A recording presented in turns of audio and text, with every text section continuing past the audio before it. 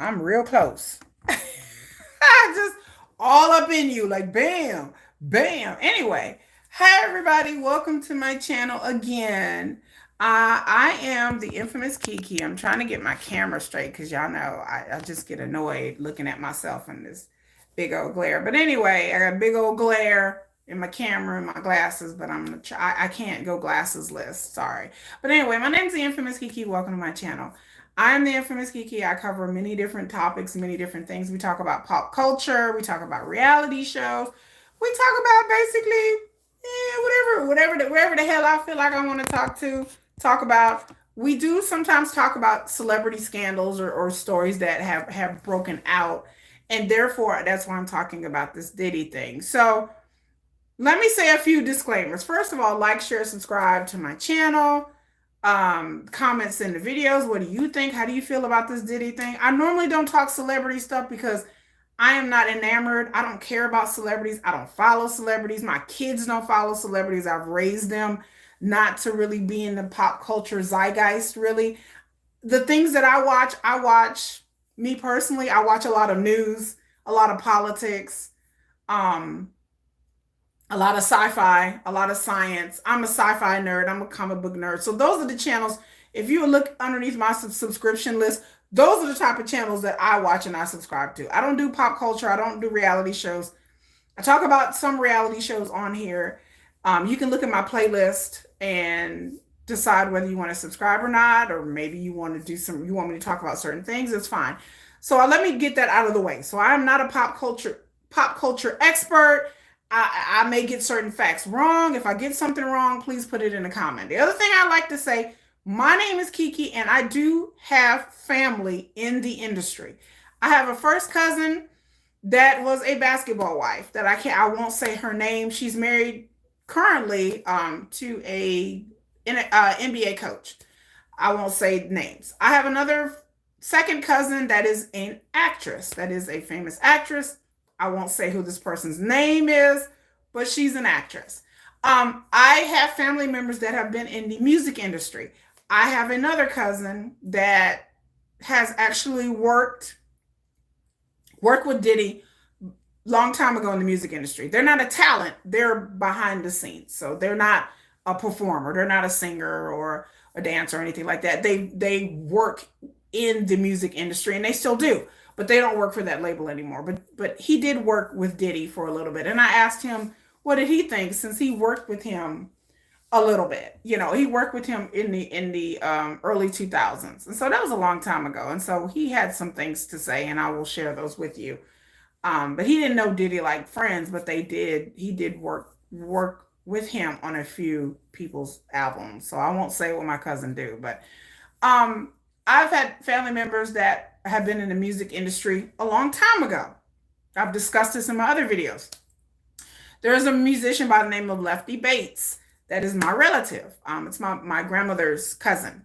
I have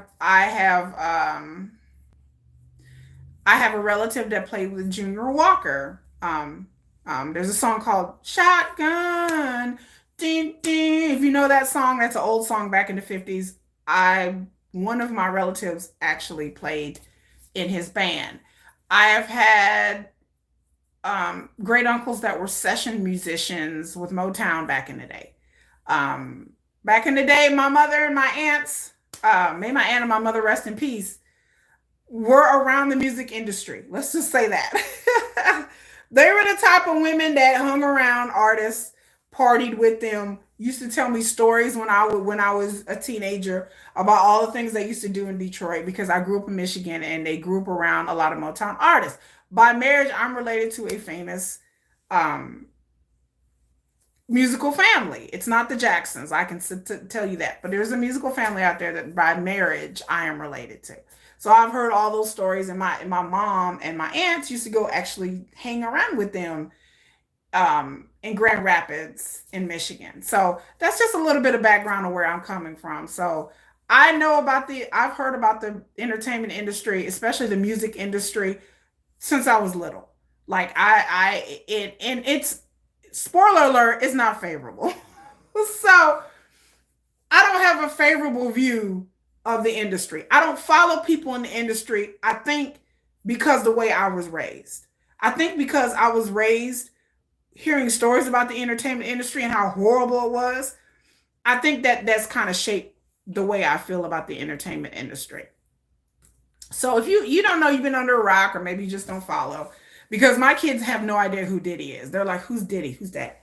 Um, and I don't, like I said, I don't follow celebrities because, again, I'm not enamored with celebrities. Y'all people, I'm not saying you in particular, but I'm just saying people online, they go crazy over celebrity news and gossip worldwide. It's not just in in America, worldwide. Um, but Sean Diddy Combs is a rapper. He had Bad Boy record label. Just to give you a little bit of background about him. He has produced some of the biggest hip hop artists. You know, I would say he's a legend in the hip hop industry as a producer, as a rapper, as a writer. I am a fan of Diddy. I'm a fan of his music. I like Biggie Smalls. He had record label Bad Boy. He had a lot of artists underneath Bad Boy. Little Kim, The Locks. There's just so many. I could go on and on. But Diddy is pretty famous. He was formerly known as Puff Daddy or P Diddy. That's what his name. But his name is Sean Combs. He's from New York. He's from New York. So on the 25th, U.S. Homeland Security. Y'all know I ain't got no love for Homeland Security, but anywho, that's another time for another video. They raided two of the rappers' houses. He has a home. He has homes in Los Angeles, Miami. He has homes in other places too. But on 25th, the feds, U.S. Homeland Security raided him. Now we ain't talking about the police. We talking about the feds. Let me tell you something right now, because I have a little tidbit about the feds. The feds do not raid anybody's home unless they have some information. The feds gather, if y'all don't know how the federal investigations work, let me just tell you. I don't know. I'm not going to tell you how I know this, but let me tell you from somebody that knows about federal investigations. The feds don't raid your home or your property or come arrest you unless they have evidence. Like, the feds take their time. The feds are using federal dollars. And when I say the feds, it could be the FBI, it could be the CIA, it could be Homeland Security, it could be ATF, it could be DEA, all the AKA the alphabet boys. When the alphabet boys come for you, it's because they have evidence. The feds do not raid anybody's property or do anything willy-nilly. They have gathered their things, they've gathered their proof, then they're ready to raid. So the feds don't just take somebody's word for it or just a rumor and they want to raid. No, the feds collect evidence for a while. So I would say, in my estimation, in my opinion, this investigation has probably been going on for over a year now. So the feds do a thorough job before they decide to raid your property. Combs is 54. He has strongly denied all the accusations. His attorneys have come out and branded lawsuits as a way to shake him down for money, in other words. The entertainer, let me tell you again, the entertainer has not been formally charged or accused by federal prosecutors of a crime as of today. They have not charged him. There are people out here spreading stories and being reckless. You're not going to get that from me. I am not going to come on here and say, you know, he did this and he did that. He is being accused of doing certain things, but he has not been charged. So let's back up. This all started last year. So in November of 2023, Cassandra Ventura, Cassie, she's a singer. She's a singer back in the 2000s. I said she had a few hits. She came out with a few songs. She accused P. Diddy of some heinous things. They were dating for a while. They dated off and on for about 5 years. She accused him of assaulting her, R-wording her, demanding she carry a firearm to make her uncomfortable and demonstrate how dangerous he is, forcing her to have unwanted encounters with male S workers. Okay, so Cassie accused him of all kinds of things, and then, you know, she wasn't accusing him of anything illegal. It was a civil suit. So they ended up settling. Combs settled the day after she filed it for undisclosed amount of money. So he didn't want any of the allegations to get out. Let me say, there's always been allegations about P. Diddy going all the way back to the 90s and the 80s. Okay. There's always been allegations that P. Diddy partied, like to party real hard.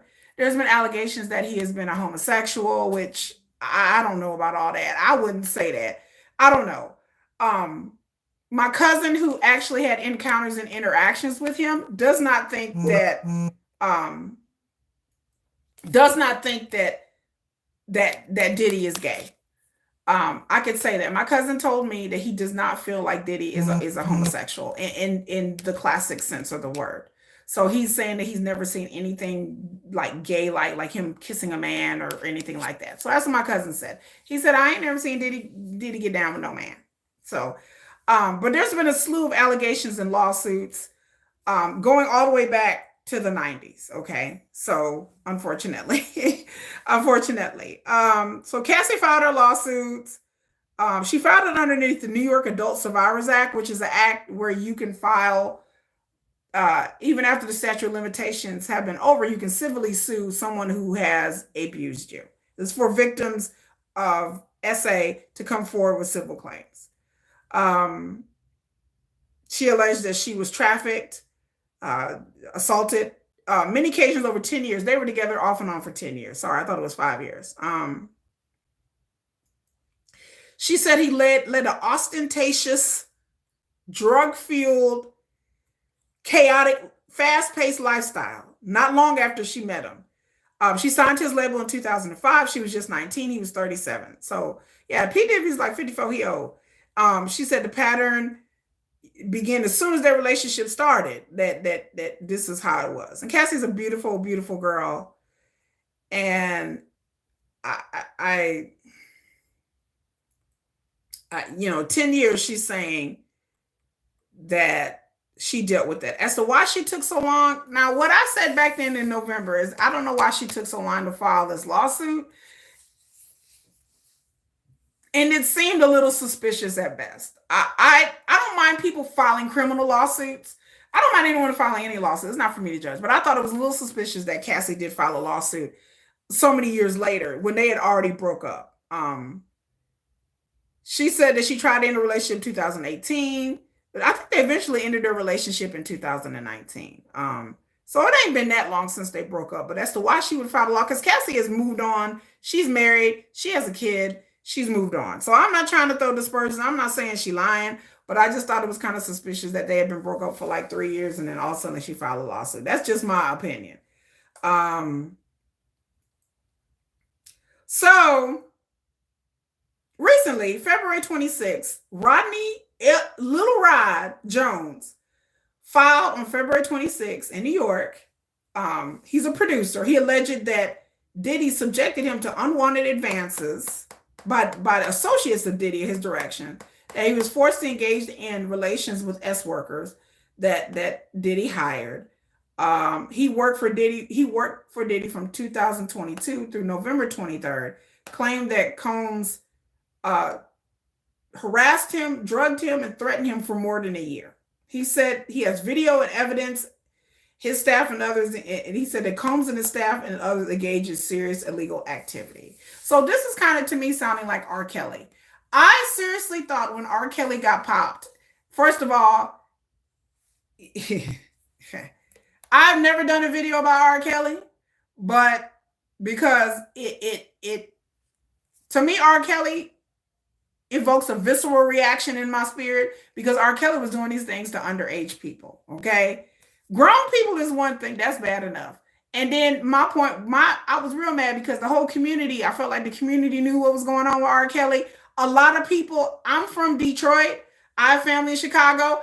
I stopped listening to R. Kelly years ago. When the allegations first came out in 1994 and that video came out with R. Kelly peeing on that girl, I asked around, I heard some things, and I stopped effing with R. Kelly.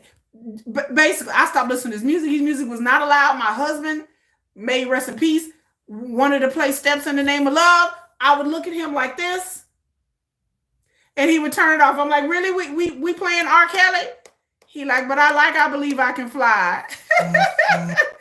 Hello, Jen Coop. Me too, very early on. Very early. I saw it. I'll say less. Let me tell y'all something. Let me put it this way. That video was going around. If you really want to find that R. Kelly video, you can find that R. Kelly video. I don't suggest it for legal reasons. But back in the 90s, that video was released and it was going around. I'll say less, but I'll just put it that way. When that video was going around in the 90s, a lot of people saw that video. A lot of people know damn well that girl was underage in that video. And I don't deal with stuff about children. I have a zero tolerance to people effing around with kids. Zero tolerance. I mean, there's been men out there who are like, oh, I met a girl at a bar and I met a girl at a bar and I didn't know she was 15, 16 years old. I don't believe you. I don't believe you. Somebody had to tell me a story recently about somebody that they knew that's a registered sex offender. Because he met a girl, him and his friends met some girls at the bar and they were underage. And I told the person telling me this story, I said, I don't believe your friend. Straight up, I don't believe your friend. I'm a grown ass woman. I can tell when somebody looks young. Who can't tell? There's no way in hell. Let me tell y'all something. I'm almost 50 years old. Being online on a dating app, I've had all kinds of men try to talk and engage with me. Yo, facts, have a great day. You too, baby, have a great day. But I can tell when a boy looked like he 18, 19, 21 years old. There's nothing a 21-year-old kid can do for me. Emotionally, mentally, sexually. There's just nothing. I can look at and tell there's no way in hell I'm a grown woman. Even when I was in my 30s. Why would I be messing around with a 19-year-old boy? So I told my friend this. I said, your boss is full of it. Why? And his boss is 60 years old. So this happened like 20, 30 years ago. So this happened when his boss was like in his late 40s, early 50s. So you mean to tell me a late 40s, early 50s man who has 2 or 3 kids couldn't tell this chick in the bar wasn't 18 or 21 years old? I don't believe it. I don't believe it, y'all. Now, I know there's some instances where I've seen some girls that they do look grown, but there is no way in hell as a 40-year-old person that I'm going to be even interested in a 20-year-old. If you are, I'm going to tell you men out here right now, and you watching this video, if you are a 30, 40-something-year-old man and you're attracted to 20-year-olds, I'm just telling you, you better ask for some ID. If you're going to go to a bar or club and hang out with somebody and they look a lot younger than you, then you better ask for some ID. Period. Or my suggestion, don't mess with them at all. Because nobody can tell me that a 16-year-old looks like a 25-year-old. I don't care how much makeup they got on. There's no way a 18-year-old boy, I can confuse him for a 25-year-old grown man. I can look at somebody and tell that they look young. There are people who do look younger and do look older. But there is no way in hell I would even mess around with that. I don't care if they telling me, oh yeah, Kiki, I'm really 21. Why would I want to mess with a little 21-year-old little boy? And I'm not saying little boy, you a grown man, but I don't, why would I mess with? So again, when my friend was telling me that his boss is a registered sex offender because they got caught, I told my friend, people will say anything to mitigate their guilt. People will tell you anything. I didn't know she was 16. I didn't know she was 15. I said, I don't believe them. I don't believe them. So I just had to tell that story because again, I'm almost 50. I don't want a 25-year-old. I don't want a 30-year-old. This the baby face. It's just puberty. When something happens to you for a lot of people, when you hit puberty, your face changes. Like you can tell. Like if you can tell the difference between a 16-year-old and a 21-year-old woman. There is a difference. I don't care how much makeup, what kind of heels they got on. I don't care what. And the fact that as a person, if you're attracted to that and you're 30, 40 years old and you're attracted to somebody that looks that young, that's still creepy to me. I still don't come around me with around that. I just had to say that. So R. Kelly thing, I was out on that a long time ago. Y'all out there singing Steps in the Name of Love and I Believe I Can Fly. I'm just sitting there going, I wouldn't let my husband play R. Kelly in the house. He'd be like, and my husband would kind of, Dave Chappelle show came out and they was like, I want to pee on you. Y'all remember that? Drip, drip, drip. Y'all remember that? My husband loved Dave Chappelle, thought it was hilarious. Every time they had that R. Kelly thing, I would have him turn it off because, again, I told my husband a long time ago, I said, something's going to happen. I said, it may not be today, it may not be tomorrow, it may be years from now, but I said, R. Kelly's going to get popped. I said, he's going to get caught up one day.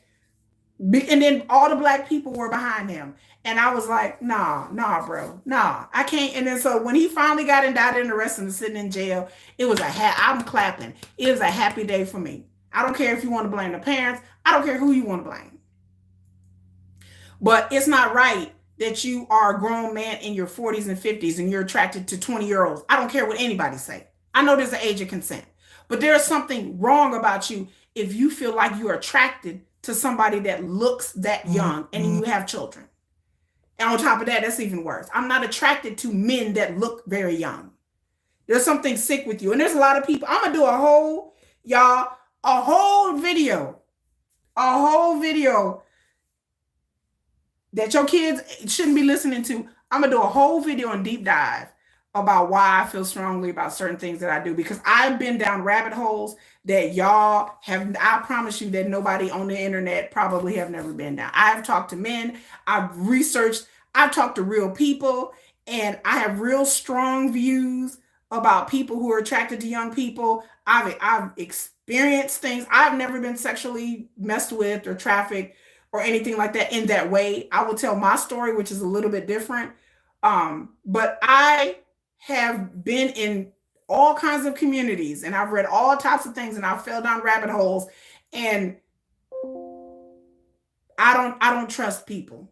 There are things going on that y'all have no idea what's going on. I've been on the dark web. I have been in these chat groups, these Telegram groups. If you have not looked up the Nth Room, NTH Room, go look it up. There is a Netflix documentary called Cyber Hell. Go and look it up. There's a whole case of called the Nth Room, which is these rooms in Telegraph. Telegraph is an app. And they have these rooms that are sexually explicit rooms that it's a whole thing. So go look it up if you dare.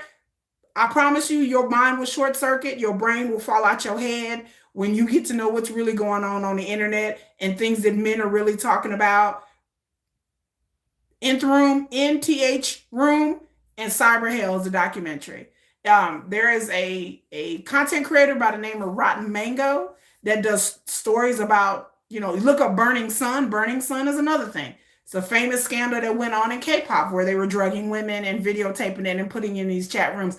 Like, y'all will really know what's going on in here. And it's not pretty. It is not pretty what's going on in here. So this stuff with Diddy and R. Kelly don't really shock me because I've been on the web. I've been down these rabbit holes and I'm like, so this is what's really happening. This is what y'all really into? Bankers, lawyers, entertainers, politicians. I'm going to do a whole video about it one day. And y'all going to be like, what? I'm like, oh yeah. Get comfortable with these people. They'll tell you a lot of things about what they want to do to their daughters. Like you hear all kinds of things. I've had people, be candid with me. And I'm like, what? Okay, I think I need to call the FBI. Like that kind of experience. So anyway, this producer, Little Rod, is claiming that Diddy did all these things to them. He says there's video evidence. The lawsuit also alleges that Combs regularly hosted sex trafficking parties with underage people, and all kinds of rampant drugs and debauchery. Hold on, y'all. Debauchery, and I'm reading, and it's craziness.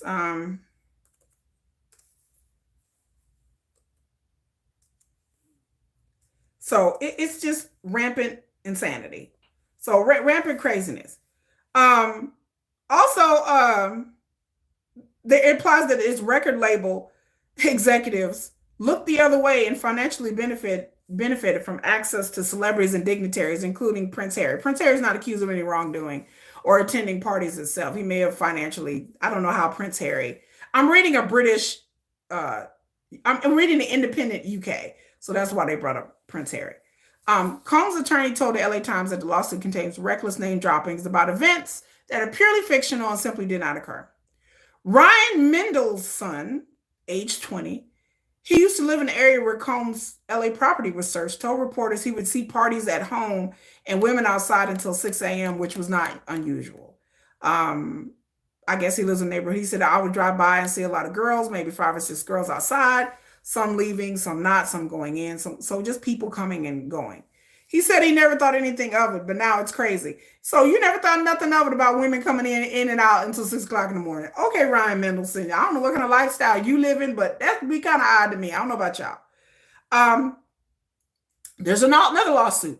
Joy Dickerson Neal. In November 2023, Joy Dickerson Neal filed a lawsuit alleging that Combs allegedly drugged her, essayed her, and secretly recorded the assault while she was in college, while she was a college student in 1991. Um, she claimed that Combs pushed her into going to dinner with him.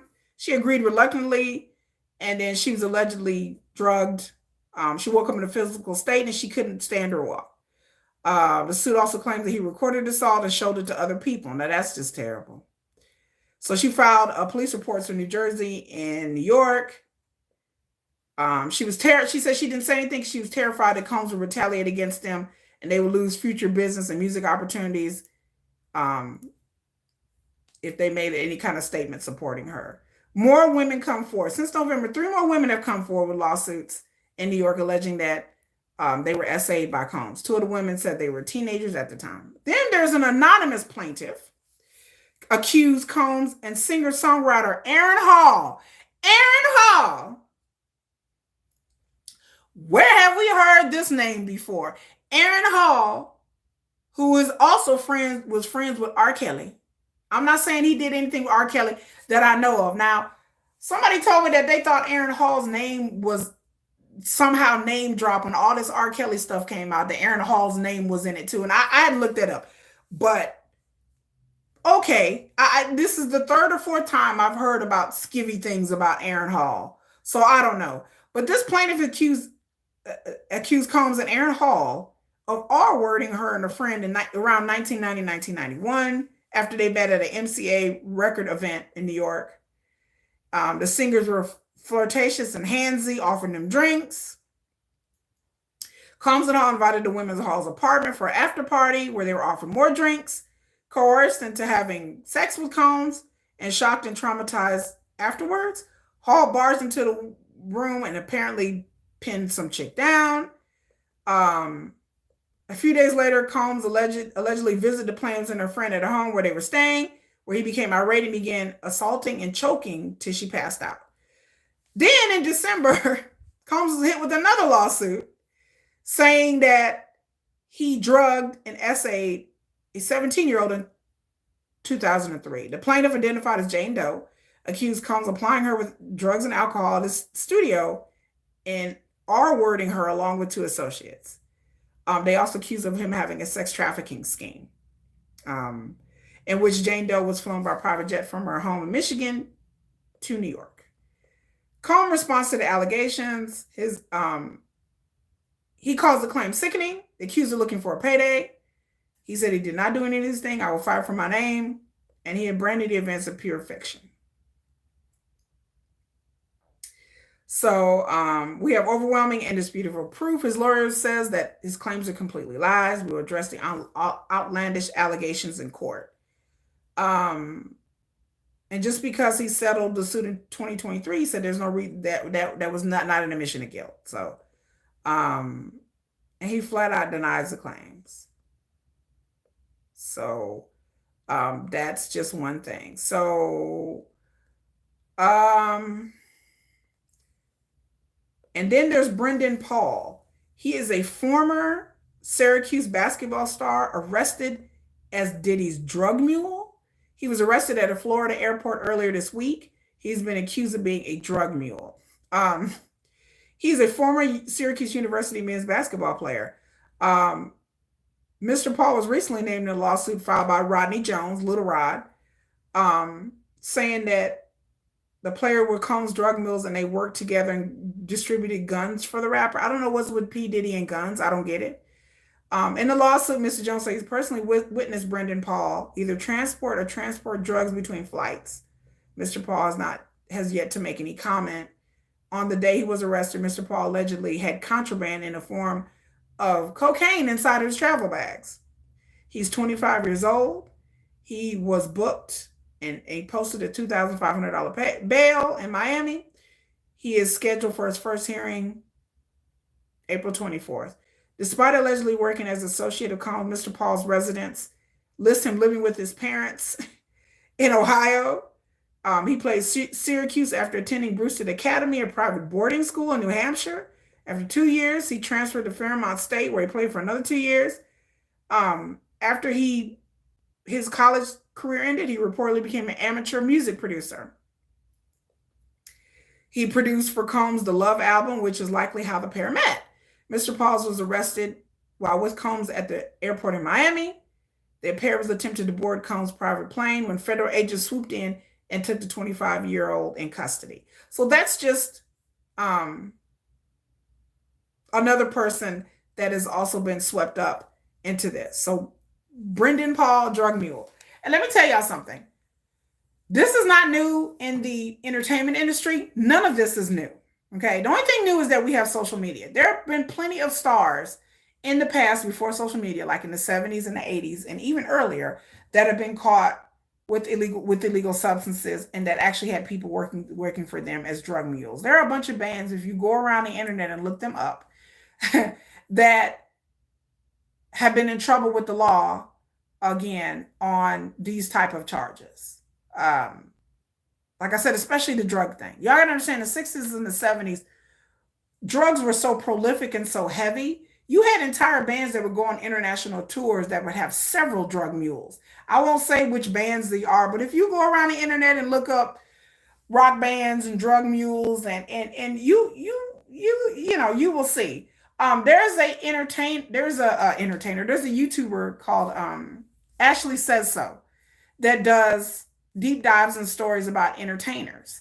And so you learn about their lives, their scandals. She does a lot of tea about old stars, like movie stars back in the 50s, 60s, 70s, and 80s.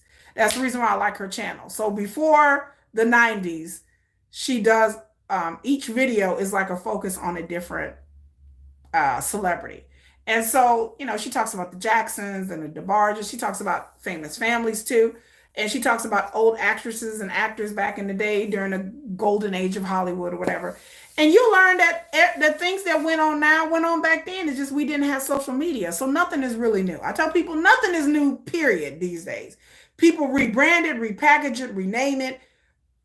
It may change its form, but there's nothing new. There have always been celebrities who've always done a lot of drugs. There have always been celebrities that have had a lot of parties. Wild, wild parties. Back in the day, in the 60s and 70s, the parties that my mothers and my aunts would attend and the stories that I would be told as a kid were wild. Back in the day, my aunts and my mother used to hang around people in the industry, and they would be one of these party girls, and they would attend parties.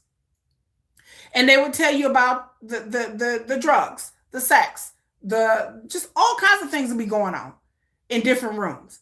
That the industry parties, some of these people in the industry have had some of the wildest parties that I'm sure Diddy, he's been in the industry long enough to be around some of these older people. Diddy's been around the industry for a long time. Before he started his record label and producing, he worked for A&M Records.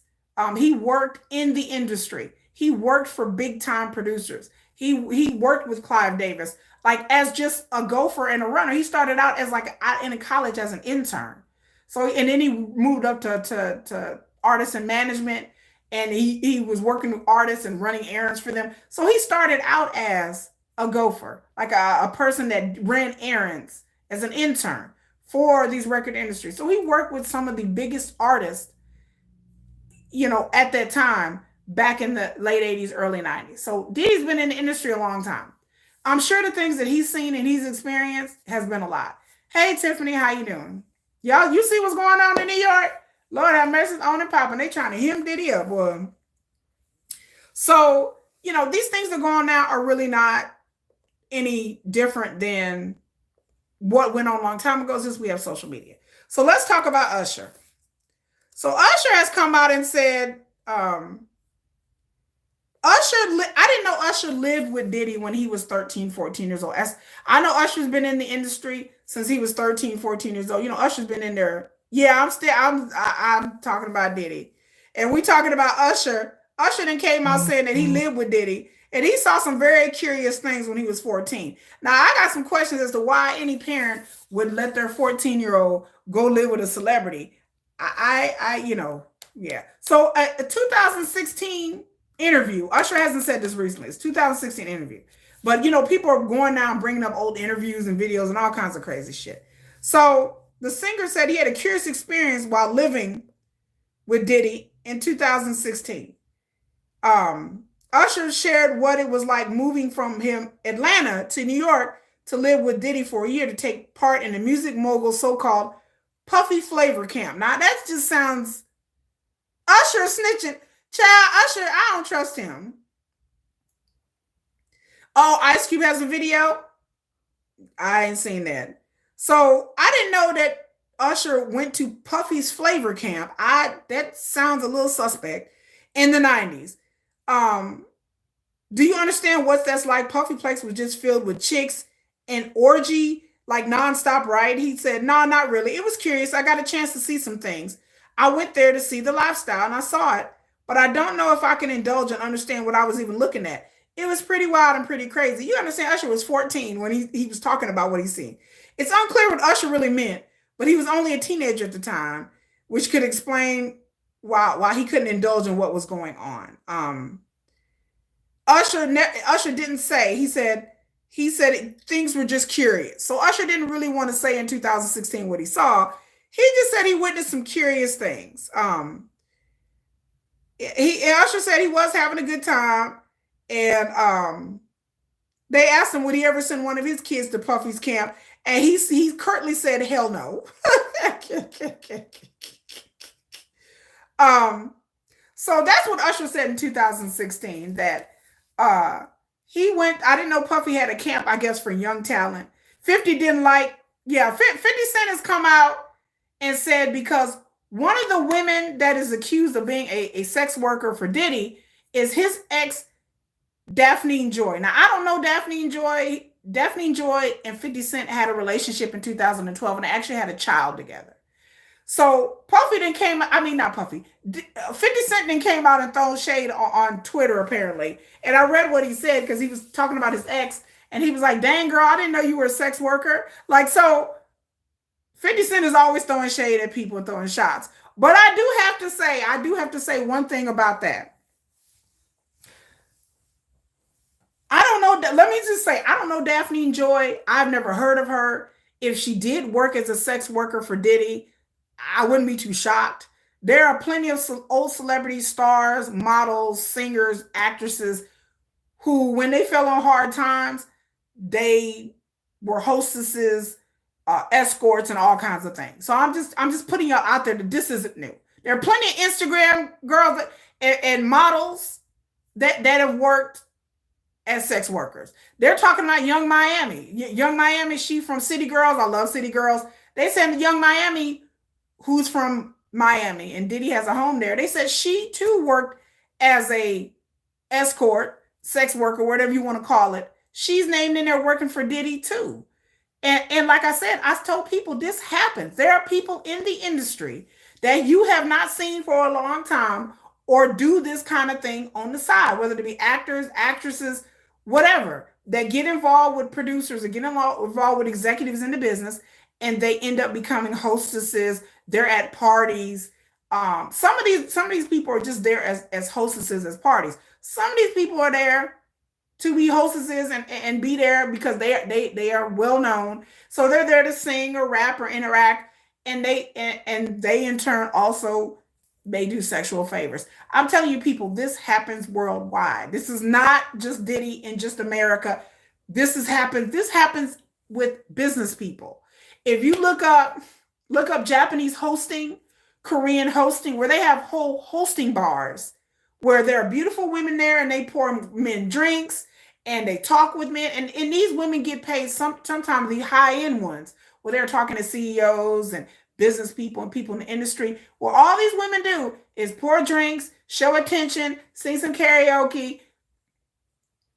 Sometimes some of these bars, they have private rooms where they can take the girls off and do and have sex. But this happens worldwide. So when you have money and you have power, you can have all kinds of women and men. Like it doesn't it you know, like this has been going on since the dawn of time, y'all. It doesn't have to be just modern times now. But even back in the day, we're talking about the ancient Roman days, whenever the Roman generals would come in and the governor of some province would come in and they'd line the women up. They go to the city or the village and bring in your prettiest women, line them up. Bring in the most beautiful maidens, line them up, and let's have some drinks. Let's throw a party. And I mean, it's the same thing. Nothing has changed in thousands of years. Nothing has changed. When the governor of the Roman province roll in with his guards and his boys, they having parties and they having women. When the mogul or CEO of Bad Boy Records roll in, he's having parties, he's having drinks, they're having women. That's what happens. In the Roman days, they had orgies and parties with men and women. The same thing happens today. Nothing has changed with human sexuality and human behavior. There should be nothing shocking. But 50 Cent was saying that his ex was named as one of these sex workers. And for 50 Cent, I looked at the pictures of this lady. I never heard of Daphne and Joy. You can look her up. She's apparently an Instagram model now. She apparently has an OF or OnlyFans. I don't know who this lady. I'm not trying to throw shade or block the bag. But 2012, 50 Cent, he didn't marry her, but he had a baby with her. They have a son together. And so for the fact that he went online and threw shade at his ex saying, oh my God, are you a sex worker, girl? I didn't know you were it's something to that effect. I'm like, that's kind of disingenuous because I'm looking at her picture and she looked like a sex worker. Sir, how you gonna throw shade at your ex from being a sex worker when the pictures of her in 2012, how did you meet her? Daphne Joy, I don't see she a businesswoman. She's not a college scholar. I don't see her going to college anywhere in 2012. I didn't see her in the entertainment industry. She wasn't really a model. Again, I'm not trying to throw no shade at this woman. Get your money. But the fact that he's trying to throw shade at his ex for being a sex worker when back in 2012, she looked like a damn sex worker. Do y'all understand what I'm saying? How did you meet her? 50 Cent? Where'd you meet her from? Because she looked like a whole stripper. She's beautiful. She's exotic. She's a beautiful, beautiful woman. But he had a baby with this woman. Their relationship didn't last very long, by the way. But I'm like, how you going to throw shade when that's the kind of woman that you had a baby with? She's a whole clout chaser. In 2012, I was reading that she's dated all kinds of celebrities in the music industry. So you met a video vixen in 2012 and had a baby with her, and then now you're going to go on Twitter and kiki and call because she's named as an escort or a sex worker?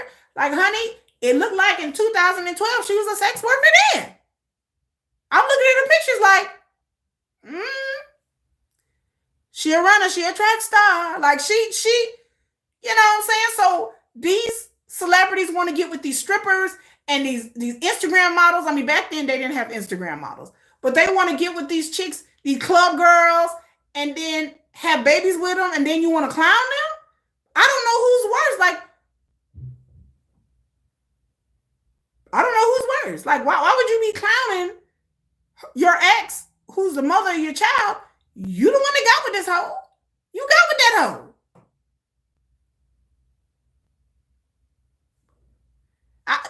Make that make sense to me. We all know we done dated some hoes. I done dated some dudes that are hoes. You know what I'm saying? You done dated some dudes that you know they hoes. Like, you know, they F boys, whatever you want to call them. You know, we all know we didn't date men that wasn't nothing. But the idea that I'm gonna get online and throw shade at these dudes when I've dated them, when I've been with them intimately, the fact that 50 Cent tried to throw shade at his ex, I was like, bitch, the joke is on you, dummy. I saw her pictures and I'm like, she don't look like a Rhodes Scholar. 50. Daphne Joy does not look like she could do calculus and she went to college and got a law degree, okay? I don't think he got with her because of her intellectual capacity. With the fake titties and the fake lips, and the fact that she's exotic, she's an exotical. You mean to tell me you didn't know what kind of woman you had a baby with? Now you gonna get on online and clown her? You just clowning you just playing yourself, homie. You played yourself. Like you played yourself. She ain't got no education and no job. So what else is she supposed to do in 2023, 2022? The bitch didn't have no job when you met her in 2012. Was she a model or something? She's a stripper? So what else is poor Daphne Joy to do besides being an escort for Diddy? If I didn't have no education and no skills, I would be an escort for Diddy as well. Hell, Diddy called me. You know what I'm saying? Like, what were you expecting her to do? Like, that's what she do. She was with another rapper before she got with 50 Cent. So you had a baby with this bitch. I just don't be understanding men. Like, hey, ADA 755. I select on my sister. Oh, peace be upon you too, my Ada. I assume you're a girl, or boy, but I just don't understand. And let me say before I get off this live about the entertainment industry. I said it in my Cat Williams video. I said it in my Monique video. I don't trust anybody who's been in the industry a long time that's in the industry and decides to drag other people in the industry. Now, if you're retired from the industry and you're like, I'm retired, I'm doing my own thing, and then you come out with a book and you want to expose people or you want to do interviews, I don't have an issue with that because you're out of the industry. I said before, and I told y'all before, do not fall for this. They're trying to sell a book. They're trying to get you to go to their comedy tour, whatever. I do not trust Cat Williams and Monique. I understand people were all over it and, oh my God, they told it like it was. I don't trust them. I don't trust anybody who is in the industry as long as they have been in the industry. I don't trust nobody, period. But I really don't trust people in the industry. I told y'all this before. Because if you've been in the industry as long as Monique and Cat Williams has, you've seen some things and you've done some things. And the fact that you're now trying to call out people or been calling out people, because this is not new. Cat Williams have been trying to call out people. He's trying to get people to come to his new comedy special. So I think people are either clout chasing, they're trying to get publicity. That's all it boils down to. I cannot believe you've been in the industry for 20 years plus, like Cat Williams and Monique, and then you want to come out here and drag people, especially Cat Williams. Now, Monique, she had particular instances that happened to her, so I'll give her a little credence. But Cat Williams coming out here and dragging this comedian and that comedian and that person, but you still in this industry and you've never done anything, I doubt it. You cannot be in the entertainment industry with your hands clean. I don't care what anybody tries to tell you. Oh, I don't get down like that, and I don't do this, and I don't do that. Sir, ma'am, you're a liar. You're a liar. Everybody in the industry has done something, has seen something, have been a part of something where they didn't say something. Like I said, I have family in this industry. And the things that I've heard about people and things that I've heard on the cool and the things that they have had to do or not do or see and then try to unsee. And then you try to come on this interview and pretend like you're on some kind of moral high horse. Fuck out of here. Get out of here with that. You cannot be on a moral high horse and you're still in the industry. Like I said, if you quit, you retire, you're like, I'm going to do real estate. I'm going to open up my own business. I'm out of the industry. That's why a lot of people do they get enough money, they create their own business and they leave the industry. And then they're not exposing anything. Everybody should know by now what the industry is. If you do not understand what the industry has been this way since especially the movie industry, since the 30s. Everybody should know when the Weinstein came out in the Me Too movement, everybody should be pretty hip that the industry is not safe for women. It's not. It's not. Now, if you're doing something illegal, yes, that needs to be exposed because you need to go to jail. But the industry is what I am never shocked, and I usually don't cover celebrity stuff because I understand what the business is. For me, if I wanted to be in the entertainment industry and then I'm going to be shocked like, oh my God, I didn't know this was going on. Well, get out the industry. Cat Williams, get out the industry. If you don't like what it is, leave it. There are people who have left. There are people, there are entertainers that we have not heard about from years. That y'all like, where is this person at? They gone. They gone. They like, oh, I can't do this no more. I'm out. I'm gone. And then they come out like Britney Spears did. She came out and wrote a book. Yay, Britney, I'm glad she wrote a book. Because in her mind, she not really in the industry like that, so she can come write a book. Most people are burying their head in the sand. They shouldn't be. They should understand by now with the social media and the internet, nobody should be shocked about the industry. Nobody should go into the industry. How many I saw the All Quiet on the Set, the Nickelodeon thing about what's happening to Nickelodeon. I've been knew this was happening on Nickelodeon for decades. It's been out there. People have done exposés and written books what's going on with these Disney movies and Nickelodeon shows. Nickelodeon was a cesspool of stupidity, but it was a long time ago. It's when people could easily get away with that. But the entertainment industry is not safe for children. You have to really watch your kids. But then again, some people want their kids to be famous so bad that they'll do anything. They'll sell their soul for a jelly roll. I mean, that's the nature of the entertainment industry. Nothing has new. People been exploiting children since our gang. Anybody read about Judy Garland? It's because y'all don't know y'all history. Go and read about what happened to Judy Garland and Natalie Wood. How Natalie Wood then lost her life. Do you know how many people in the industry have been murdered? Go look up Fatty Arbuckle in that case. Do you know how many people mysteriously died in the industry? I'm talking about back in the 40s, back in the 50s, back in the 60s. Do y'all know how many stars have taken their own lives because of things that have happened with them and around them? It's not safe for anybody. It's not. It takes a real thick skin. You know, I keep telling y'all over and over again, now for y'all hear it first. I'm waiting for Leonardo DiCaprio to write that book. I'm ready for him to leave Hollywood. Leonardo DiCaprio has been in the industry since he was a kid. He has been around producers, writers on TV and movies, and some of the producers and writers and agents that he worked with are now sitting in prison for child sex crimes. It's just a fact. I'm ready for Leo to drop that book. One of these days, Leonardo DiCaprio is going to be old. He's going to quit the industry and he's going to drop that book. And I promise you, it's going to blow your mind. I've been hearing things about Leo for years, about things that he has seen. Not saying that he's done anything, but he has been around the block enough to know that I'm sure he's probably experienced and seen some things in the industry as a kid that is not on the up and up. But this has been going on for decades. This has been going on forever. If you want to be famous, being an actor or a singer in the industry, especially 20, 30 years ago, was not safe. Now it's better. It's because there's different ways you can get famous without having to go through a major like record label. Now you have SoundCloud and you have the internet, and so people can blow up on Twitter and on YouTube making music. But either way, when it comes to touring and distribution and getting a manager, that's still very inside baseball. That's still you have to be inside the industry in order to really, you have to work with inside a system in order to really get your music and get touring and everything out there and be touring venues and clubs and stuff like that.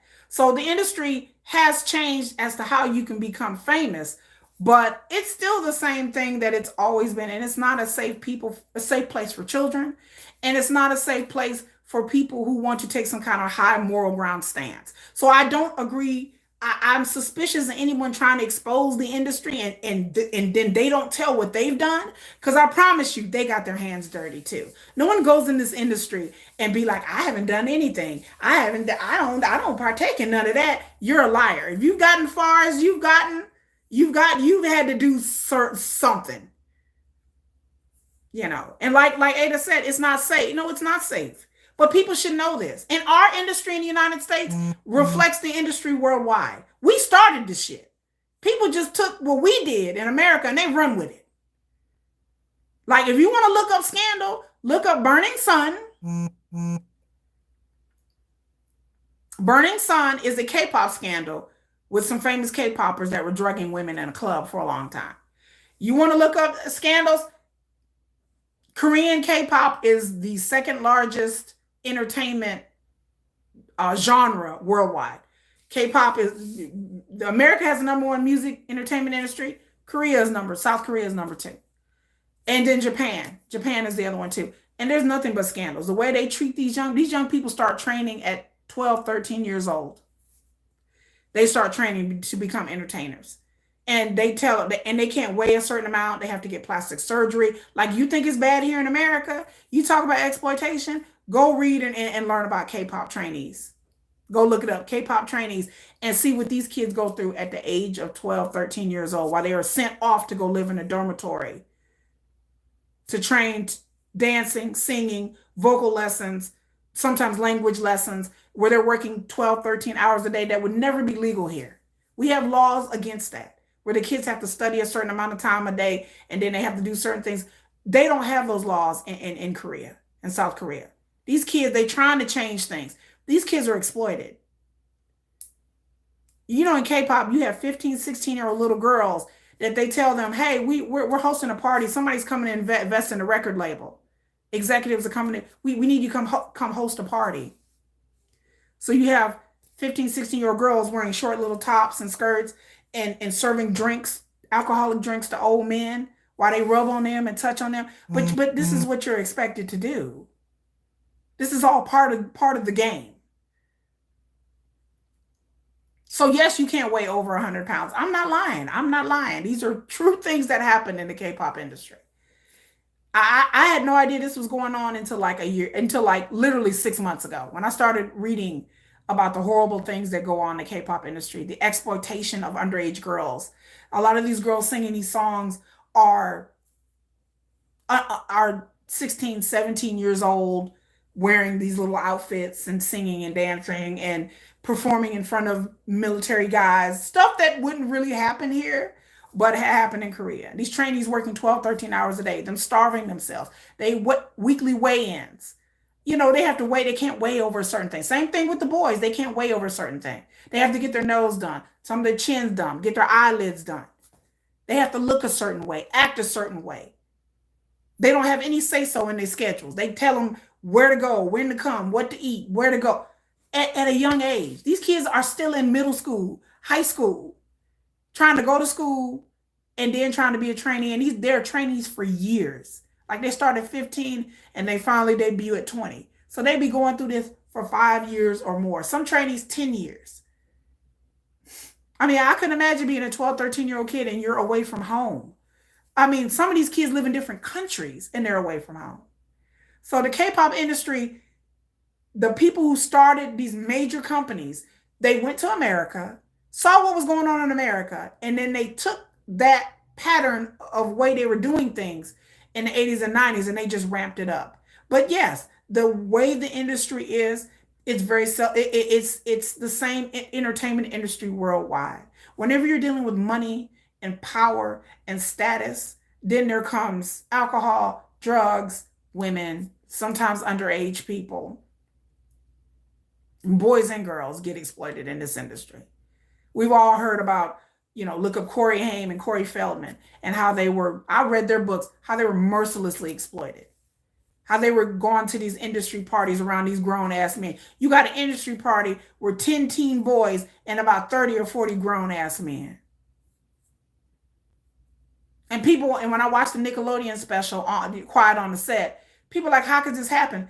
Because the kids get a sense of trust and familiarity with adults at an early age. I know for me as a regular person, my kids are not around a lot of adults, that period. But especially adults that are not related to them. But when you're in the entertainment industry, at 13, 14 years old or younger, you're around a lot of adults. So you come to see adults as your peers, as your friends, as your guidance, as your playmates. So you learn to trust these adults. You learn to be adultified. A lot of these kids in the entertainment industry act very grown because they're around adults all day. You got to think they're around camera people, directors, supervisors.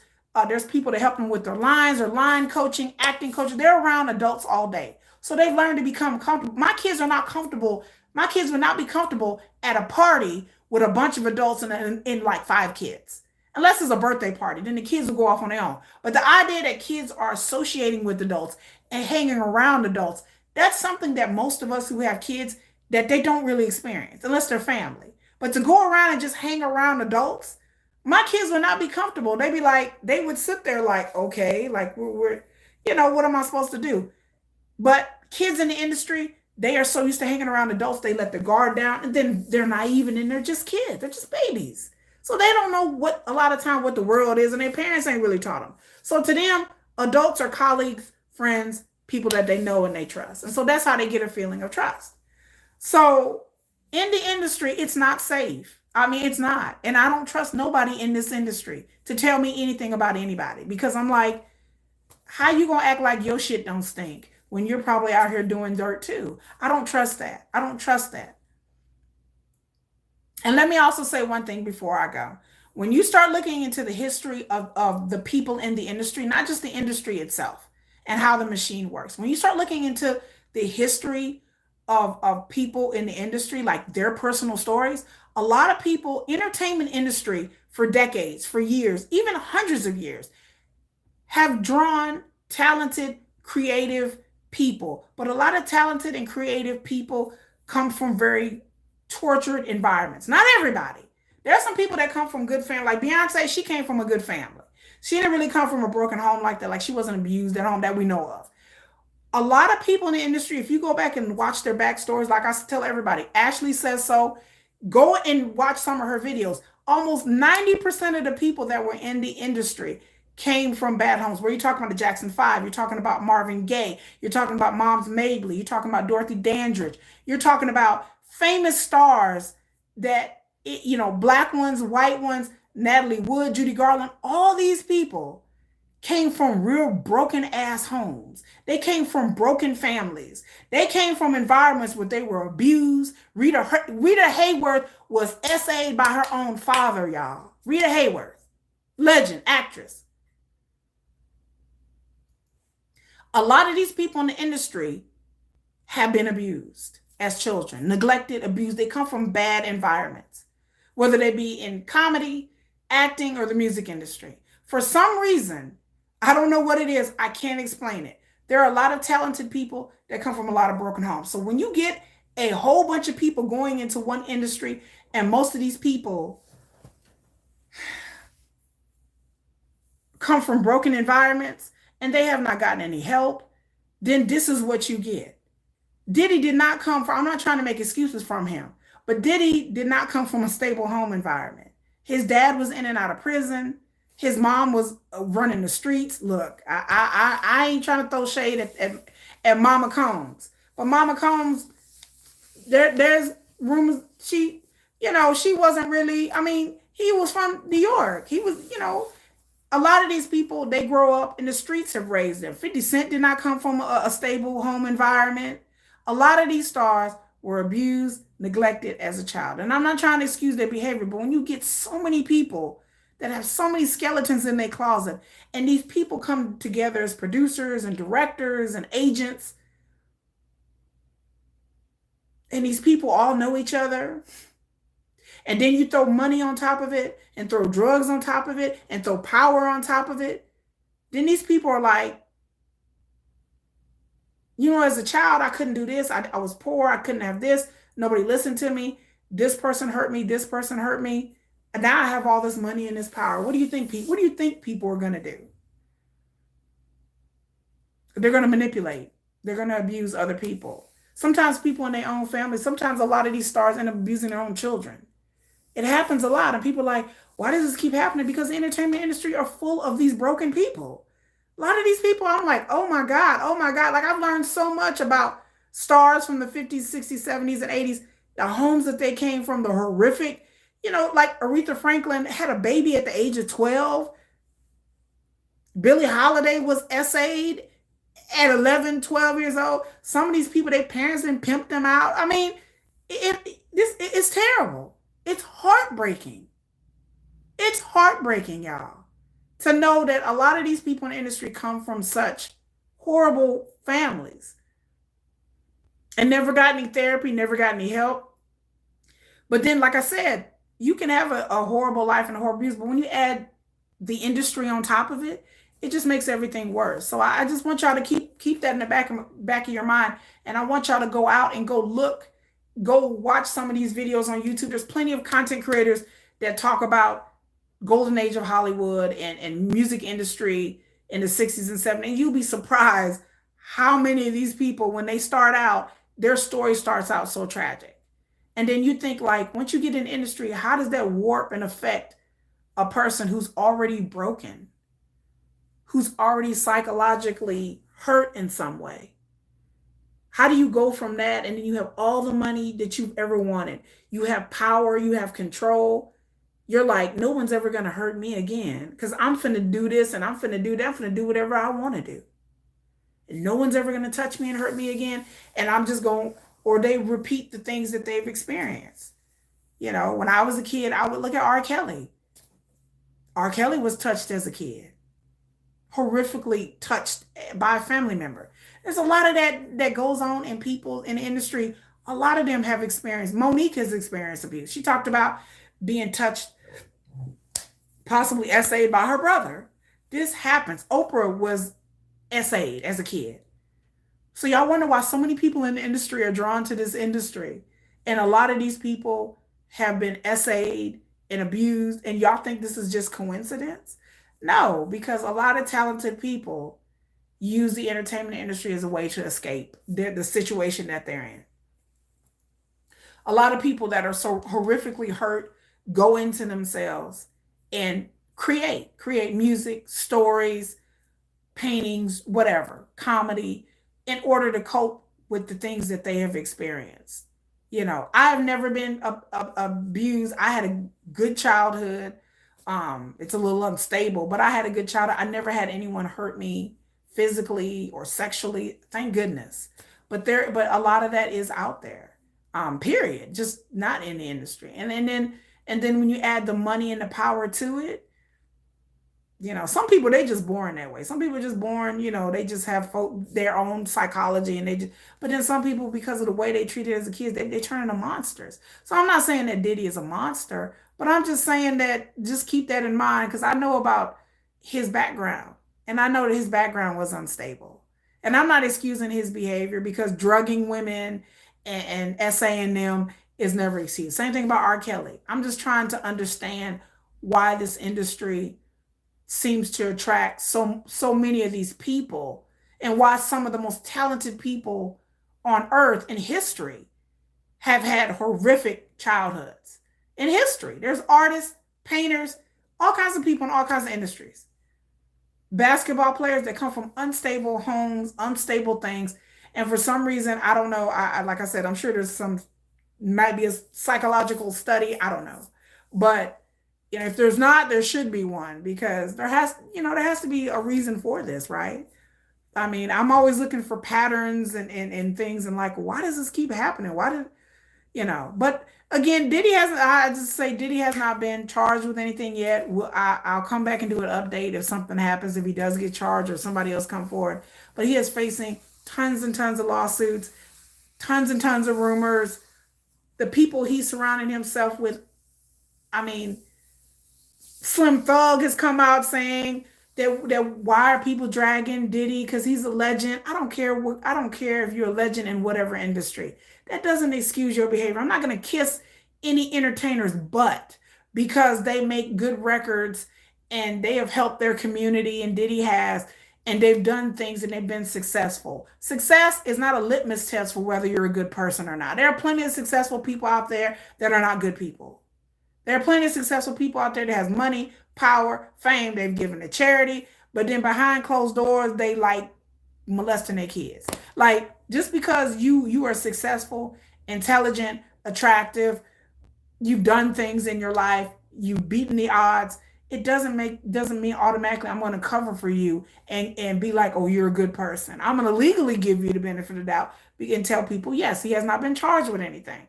But there have been rumors going around for years. All these people can't be lying. All these people that been came out since the 90s, they all can't be lying. There's been rumors going around about Diddy for decades. So eventually, everybody gets caught up eventually because the longer people get away with things, the more they think that they will keep getting away with it. And they become sloppier and they become more out with it. And they feel like that they're untouchable. R. Kelly felt like he was untouchable. He was going to continue peeing on these women, having these women in these hotels, having a harem of women in this hotel, locking these women up. because he was like, well, shit, I went to court and I was found not guilty. So I'm just going to keep doing whatever I want to do. Same thing about Diddy. Rumors going around, going around, going around. I'm sure he's paid some of these people off to squash these rumors. I'm sure he made all kinds of out of court settlements and paid people off and promised people deals and all kinds of stuff, because that's what these people do. These rich people do. They pay people off left and right. They like, oh, don't say nothing about what happened. Or they're like, I'm going to say something. And they're like, well, I'm going to take away this deal or that deal or make sure you never work here again. And so people get quiet. So people pay hush money all the time. People threaten people all the time. But eventually, somebody's going to come forward and be like, I don't care about none of that. I got receipts. Supposedly there's videos, there's pictures. If you go online and look for it, you can find all kinds of things about Diddy. There's videos out there. I ain't looked up all that yet, but I just want to come on here and just tell y'all to be careful out there and don't be too shocked. And again, I don't know why y'all worship celebrities. I have no idea. I don't worship celebrities. I raise children. I don't keep up with celebrities. I don't know who Blueface is. I don't know who Glorilla is. I don't know these people. Because to me, these people are going to be famous a little bit now. And then years later, no one's going to care. I remember in the news, there was other rappers that were in the news 2 or 3 years ago that now you don't even hear nothing about them. So I don't have time for people for the sexy reds and the blue faces and the Glorillas and whoever. I don't have time for them people of the world, because in 2 or 3 years, is anybody really, like, everybody was talking about DaBaby. 2 or 3 years ago, DaBaby was everywhere. There was some controversy with one of his baby mamas. All this kind of stuff was going on. Like 3 years ago, it was heavily. Now you never hear nothing about DaBaby. What does anybody know where DaBaby is even at? No one cares. These people aren't legends. Somebody who comes out with some good songs on the SoundCloud or on the internet, 10 years from now, is anybody going to know who the hell Blueface is? I doubt it. Everybody's going to be like, oh yeah, I remember when people used to talk about him all the time. Now, who is that again? Like, these people don't stand the test of time. These people are not Michael Jackson. They're not Beyonce. They're not Taylor Swift. These people are not 10, 20 years. They're not Prince. They're not going to stand the test of time. Internet celebrities and internet content creators and people like this, I doubt seriously these people are going to be famous 10 years from now. No one's going to be singing Blueface songs. Did you hear about Keith Murray? No. Like the singer Keith Murray? No, I haven't heard about him. I know who he is. He had came up with that one song. I can sing the song, but I don't know the song. But no, I didn't hear about Keith. What happened to him? Like none of these internet people are gonna be like Prince or Michael Jackson 10 years from now. Like, people don't have that level of attention span these days anyway. They're just not. They're not gonna be legends. They're not gonna be Lionel Richie. You know what I mean? The music that come out now, newsflash, to me, in my opinion, is not going to withstand the test of time. No one's going to be singing, no one's going to be singing NBA Youngboy in 15 years. I promise you. I swear to God to you.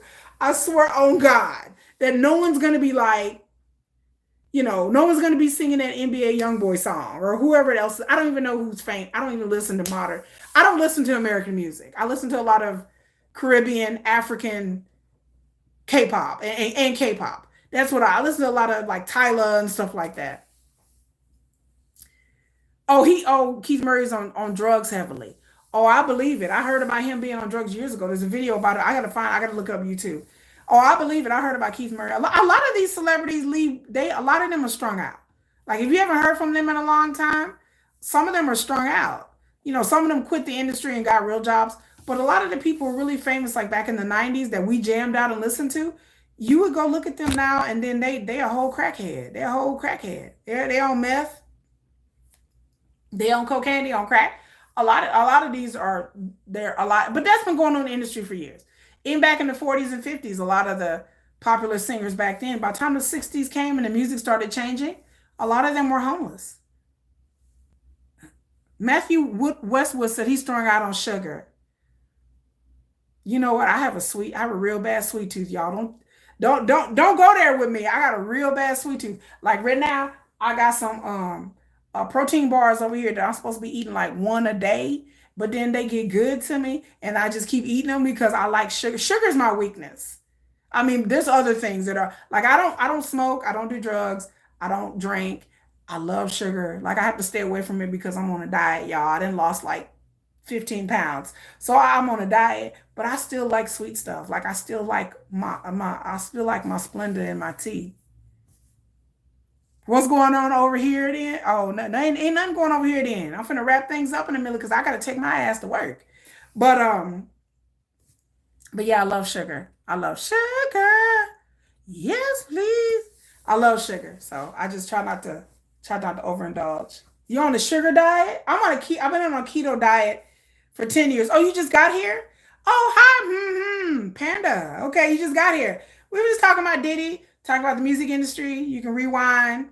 We are talking. I read the charges that Diddy was facing, and I was reading about like the lawsuits that Diddy had, and just trying to condense it all into one thing because there's articles all over the place, and just trying to condense it. And Diddy has not been charged with anything formally as of yet. His lawyers deny everything, and there's a guy that was arrested. That they're saying that it was his drug mule. He's arrested in Miami, being held. He's supposed to go to court in April. I didn't know Diddy had so many lawsuits. I knew about the Cassie lawsuit, but I didn't know about the other ones. There's anonymous women that have come forward saying that Diddy has essayed them, drugged them, and essayed them going far back as 1991. There's suits saying 2003 that he had a party with some underage girls. He supposedly drugged and essayed them as well. There's been rumors about Diddy going on for decades and for years. Usher came out. No, he didn't come out. There was interviews. People are starting to dig up interviews. So Usher did an interview in 2016 on the Howard Stern show saying that when he was 14, 15 years old, that Diddy had like some kind of boot camp for young artists. And he actually lived with Diddy for a while. And he said it was curious and it was wild. And he said there was a bunch of, he didn't get into details of what was going on, but he said it was curious and it was kind of wild. So I didn't know that Diddy had a boot camp back in the 90s for young talent, but apparently he did. So, and Usher was there. So make sure y'all thumbs up and make sure y'all like the video. I was talking about the entertainment industry and my family that are in the entertainment industry. I did have a cousin that worked with Diddy. My cousin is not a talent. He's not like a singer or dancer or anything like that. He is behind the scenes and he worked with Diddy in the early 2000s. He told me that he did not feel that Diddy was gay. He's been saying this for years, that Diddy never gave any indication that Diddy was a homosexual. He said that Diddy did partake in certain strange things, that he was really kind of a wild kind of guy, and it would invite people to go out and party with him and club with him. But he thought maybe because this was 20 years ago, 24 years ago, back in the early 2000s, he thought, well, maybe because, Diddy's 54. So back 25 years ago, he was in his late 20s, early 30s. So he thought, well, maybe, he's just having fun and he's just used to that lifestyle. But I told people, again, look up the history of Diddy. He's been in the music industry since he was in college. He hung around a lot of famous producers and creators, and he worked in the industry as an intern first, and he worked his way up. So Diddy, I promise you, he's been to a lot of parties. He's seen how it goes on in the industry. And a lot of the stuff that he probably does is things that he's learned from some of the old heads in the industry back then. Because back then in the 90s and the 80s, people were partying. I mean, that's why he didn't see him, because he wasn't interested in my cousin. I don't know. My cousin was kind of cute back in the day. But he said he hung around Diddy and he never gave him any indication that he wasn't just interested in him, but any other dudes. However, I can tell you from the things that I've read in these articles that Diddy probably seemed more voyeuristic, that the rumors of him being gay got out because he wanted to watch a man have sex with one of his girlfriends or one of his women. Maybe he was into cuckolding. So maybe Diddy was into it that way. But that's not really too strange. Like, there's a lot of men out there that believe it or not, like I said, one day I'm going to do a whole video about the sex kink thing in the communities that I used to be a part of. Because I used to be a part of the kink community. Okay, I have a video where I've been to swinging clubs and stuff like that. I've hung around swingers. There are a lot of men out there who want to watch their girlfriend or wives have sex with another man. And they're not gay, but some people confuse it as homosexuality. Like, they don't mess around with the man, but they want to watch another man have sex with their wife or girlfriend. This happens a lot. Like there's a lot of whole community out there that's it's called cuckolding. There's a whole pornographic section where people are into that. So a lot of times people think that these men are bisexual or gay, and they're not. They just like to watch other men have sex. There are some men that like to watch men fool around with other men, and they don't touch them, they don't do anything, but they just get off on the kink of it all. So the kink community, it's a lot of it. But when you got money and you mix in drugs and you mix in excess and partying and Hollywood and the entertainment industry, it's a volatile mix. So you got a lot of freaky kinky people in the industry. You got a lot of people that are into a lot of things, but that's because they have a lot of money and they're bored and they have time. I mean, a lot of people are like, oh, I would never do that and never do that. But I ask men all the time, if you had unlimited power and unlimited money and you could fly all over the place, how many women would you have? A lot of men, whether they want to admit it or not, they would have all kinds of women. Y'all men, I got men in here watching this video. You cannot tell me that if you had unlimited resources and unlimited money, you would not have the baddest bitches surrounding you. I am a woman. If I had unlimited resources and unlimited money, I would have I would have a flavor for every nationality. I would have me a bad Indian dude. I'd have me a bad white dude, a bad black dude. I would have some with dreads, some with a bald fade. I would have men of all kinks and colors. I would have a K-pop singer. Like I would have the baddest men that you would ever. If I had that much clout and that much money and access, I would have a different man every week on my arm. I would show up to parties with like 2 or 3 dudes. Who are these? Oh, these my friends. These my friends. Like it's not saying that I would have sex with all these men. I mean, some of them I would, but I would just be surrounding myself around beautiful people. Like I would be around beautiful people.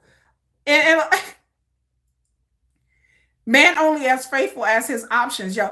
Thank you. A man is only as faithful as his options. Thank you. That's the best. That's the best way it can be put. A man is only as faithful as his options. And if you got a lot of money and you're famous and you're fit and you're a good-looking man and and women are fawning all over you because you're Diddy or because you're famous, you mean to tell me that men out here wouldn't partake in that? As a woman, I would. Let me be famous.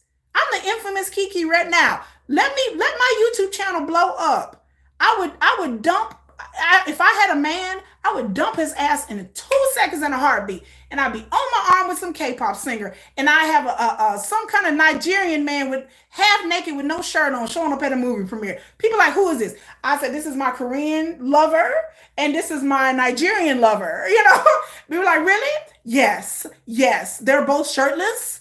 It's fine. They ain't gotta speak no English. I'm gonna get a Google translator. Your girl would have a Google translator. Like, I don't need them to talk too much.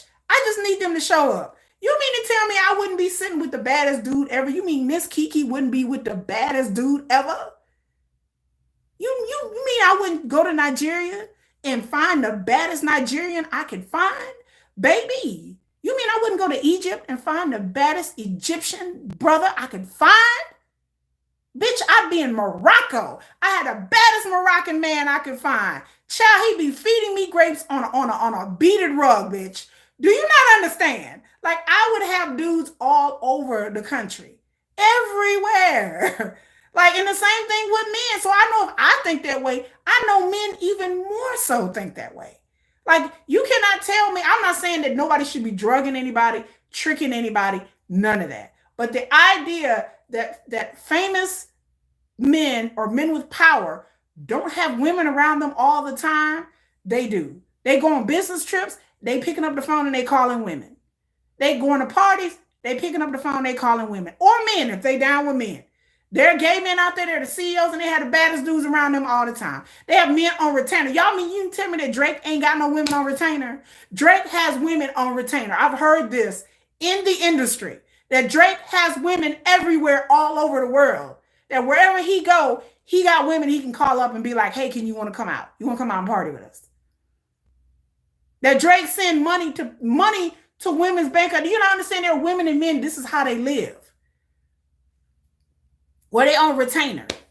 Where celebrities will come in town, they will host these celebrities. They have their bank account. They'll wire money to their account through their agents, through their lawyers, through their bankers. Wire such and such $5,000-$10,000 because we coming through. Do y'all know that these are how people have lived for decades? Like people that live this type of lifestyle in and out of the entertainment industry with powerful men. There are women out there who are at the beck and call of CEOs out there. That they're not really a mistress because they don't really see them, but anytime they go into town, they see them. Like this is how people have lived lives. I mean, this is going back the 1600s, the 1700s in England. When these kings would go out on these tours and they would have their wives with them, they would have women set up in apartments and homes, and they would go over there and play house with these women. These women got illegitimate kids by kings and stuff, and rulers and emperors. Do you know how many illegitimate kids these kings and queens throughout England have had? Even the queens were screwing around. They ain't had illegitimate kids. You know, they went back and did DNA of the royal family, and then some of the people, the DNA don't really match. They like, oh, wait a minute, this person can't be this person's child because they not, wait. Yeah, because that really wasn't their kid. Because the queen was screwing around with somebody. And it's like, oh yeah, baby, this your child. This has been going on since the dawn of humanity. Anytime you have money and you have power and you have access, people will take advantage of it.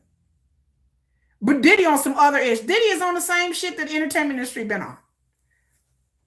You talking about drugging and taking advantage of women. We talking about R. Kelly. We talking about Bill Cosby. Bill Cosby's doing the same thing. Where do you think they get it from? Bill Cosby old. And I do for sure believe that Bill Cosby was drugging the women. And Bill Cosby, where did he get it from? He had to get it from somebody. You don't just wake up and start roofing women. Or using GHB. Somebody had to tell them this is what you do. They do it in Korea. Like I said, look up Burning Sun. They do it in Korea. Where they drug women and were essaying them and then putting the videos on the internet. They do it in Thailand. Where men were drugging their wives and having men off the internet come have sex with their wives. While their wives was passed out. They had a whole chat room. This man did this for 8 years. They had a whole ring of men where they were drugging their wives and having men to have sex with their wives. This one lady ended up having sex with over 300 men for 8 years that she didn't know her husband was drugging her. True story. In Thailand. Not that long ago. A couple of years ago. So they've been drugging people. They did this back in the 50s. They did this back in the 60s. They did it with alcohol back in the day, back in the 1800s. They would get these young girls and they would just force them to drink. Just keep drinking till they passed out. There's nothing new. There's nothing new. People been drugging and alcoholing, liquoring up women to take advantage of them. This has been going on for a long, since the beginning of history. People been drugging up young people, not even just women, men too. From what I read in the Roman days, they had some kind of powder that would knock people out and they would give them. But then some of them would die. And guess what happened when they would do too much and die? They would take their body and just throw it over especially if it was a slave or a peasant, they would just take their body and throw it over the wall. Oh, well. Damn, and now I gotta go get another servant. This one then passed out. Oh, he dead. Ah, damn. I really like that one. Okay, pick him up, throw him over the wall. That's how they used to do them back in the day. Because they were slaves. They were peasants. They were hired just for sex. And some of them might lose their lives. Y'all, this is nothing new in human behavior. This is human behavior. You know. Do I want to blame it all on men? Well, I'm sorry. If the shoe fit, wear it, because most of the people doing it is men. It's true. Not all men. I'm just saying this doesn't. But yes, when you get people who are powerful, like Epstein. Epstein, baby, was doing dirt for decades.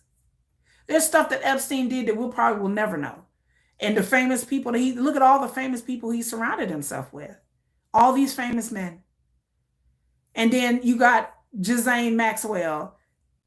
she over there procuring the women. They said Diddy has a procurer as well. They said Diddy has a female assistant that she is like Ghislaine Matthews, that she helped procure the women. They all these men always have females.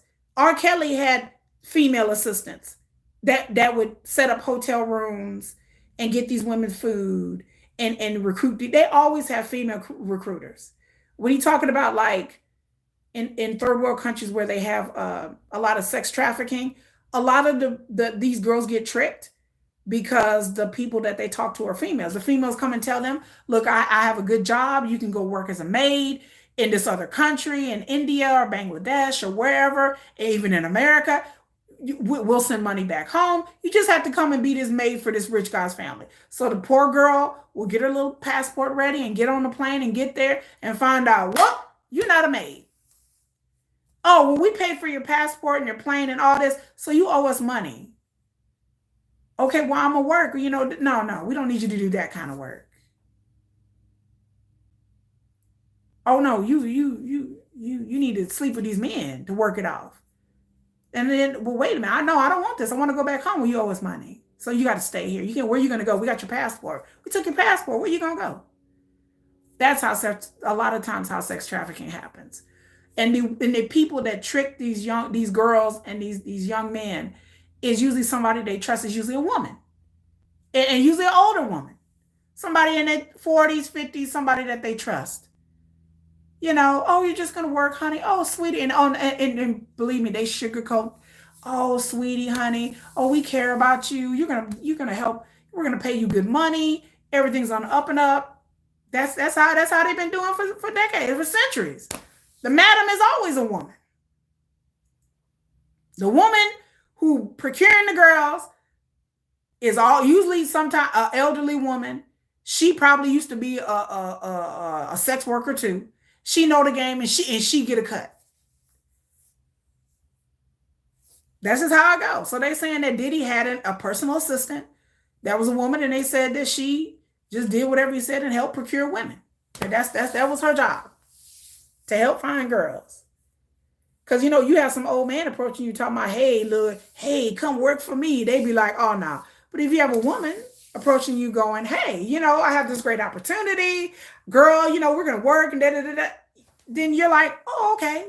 It's another woman. So another woman ain't going to sell me into sex slavery. Like, oh, yeah, they will. And then realize that madam or that woman that you're dealing with, she over here whooping your ass every day. Because that happens a lot too.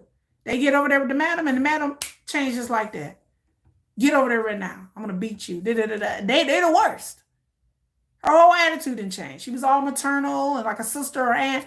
And then you get in a situation and she like, if you don't do this, we're going to kill you. What? Yeah, they don't care nothing about. All they care about is money. So they said Diddy had a few assistants. One in particular, I forgot her name, that she was the one that was doing most of the talking to the girls, getting them to trust, hooking them up. And like I said, I just have to say, I know that prostitution is illegal here, but I am not against sex workers or strippers. I am not against sex workers or sex work. If that's what somebody wants to do, as long as it's legal, there are escorts out there who do not have sexual intercourse with men, and they make good money just going on dates with men. They're escorts. There are sex workers all over the world. Some countries is legal, some countries is not. It's not. So I don't want people to get involved in anything illegal, but I'm not too shocked when people talk about sex workers in the entertainment industry. What I do get shocked about is the drugging women, putting something in their drink, them waking up not knowing where they at. I don't agree with that. I don't agree with you going out and meeting somebody at a party and you're like, hey, we're cool, and they're not a sex worker and you're drugging them. That's even worse. That's even worse. Nobody should be drugging anybody to do anything. It should be all consensual. And that's it. Nobody should be drugging anybody and putting things in their drinks or getting them so liquored up that they don't even know where they're at. That I find horrible, detestable, and on top of that, it's illegal. You cannot be drugging people, You can't be doing that. You can't. Diddy had drug mules. Don't have drug mules either. Don't do drugs, kids. Just leave it alone. But I do have to say, like I said, I'm almost done. I do have to say that Drugs and sex work go hand in hand. It's in the same world. Like you usually don't have one without the other. A lot of these, I'm telling on myself. But anyway, a lot of these famous people use certain type of drugs like Viagra so they can stay hard. And so they get used to having a lot of uppers, and then they mix it with Viagra. So they have like a cocktail. Um, they call it, sometimes they call it a sex cocktail, or they call it a wood cocktail. Wood, get it? Y'all get it. Okay. So they take something called a wood cocktail. And so it's like a mixture of like uppers and lots of Viagra. And okay, I know somebody. I heard that there was somebody famous, not Diddy, but I heard somebody famous where they would actually take, they would get a cocktail of liquid B12, and then they would get like methamphetamine, not methamphetamine, but some kind of amphetamine, and then Viagra, like liquid Viagra, that they would get overseas, and they would inject it in their dick. Like, I know y'all, like I said, I'm gonna do a whole video, y'all, and y'all gonna be like, what? And so it would keep him hard for days. And that's dangerous because you can have a heart attack like that. But I swear to God, I know somebody that was injecting Viagra in their penis. Like, I won't say who, but it's somebody pretty well known. And that's how he liked to party. He would go to these brothels, and he would take lots of Viagra and alcohol, and sometimes he would inject it in his penis to stay hard because he was kind of like a sex addict. And that reminded me of Diddy, because to me, Diddy kind of sounds like a substance abuser and a sex addict. If these things, allegedly, if these things are true. Usually people who live this kind of fast lifestyle, they are sex addicts. They are really addicted to sex.